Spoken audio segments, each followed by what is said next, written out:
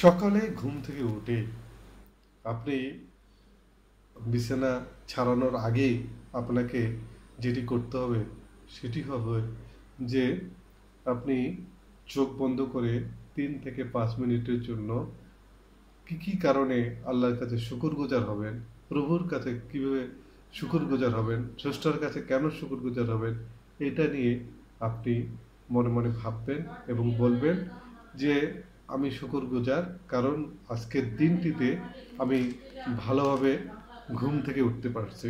কারণ অনেকে ঘুমিয়েছে কিন্তু ঘুম থেকে উঠতে পারেনি। শুকর আলহামদুলিল্লাহ, আজকে দিনটি খুব শুরু করেছি ভালোভাবে এবং আমার একটা ফ্রেশ ঘুম হয়েছে। শুকর আলহামদুলিল্লাহ যে আমি আমার পরিবারের সাথে থাকতে পারছি। শুকর আলহামদুলিল্লাহ আমার ঘুমানোর মতো একটা জায়গা আছে। শুকর আলহামদুলিল্লাহ আমি ইচ্ছে করলেই ফ্যান চালাতে পারছি এবং মশার জন্য মশারি টাঙাতে পারছি।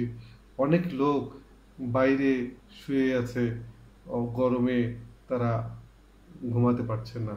সেই হিসেবে আমরা আমাদের শুকরগুজার করব এবং শুকরগুজার পর দ্বিতীয় ধাপটি হচ্ছে যে আমাকে বলতে হবে ক্ষমা করো, ক্ষমা করো প্রভু, ক্ষমা করো প্রভু, ক্ষমা করো স্রষ্টা, ক্ষমা করো আল্লাহ।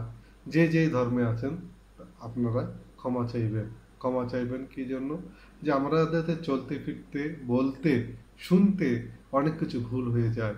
এই ভুলগুলো শুধরানোর জন্য আমাদের উচিত আল্লাহর কাছে ক্ষমা চাওয়া। তাহলে আরেকটি ভিডিওতে আমরা আসবো আবার। ভালো থাকুন, সুস্থ থাকুন, সবাইকে ভালো রাখুন।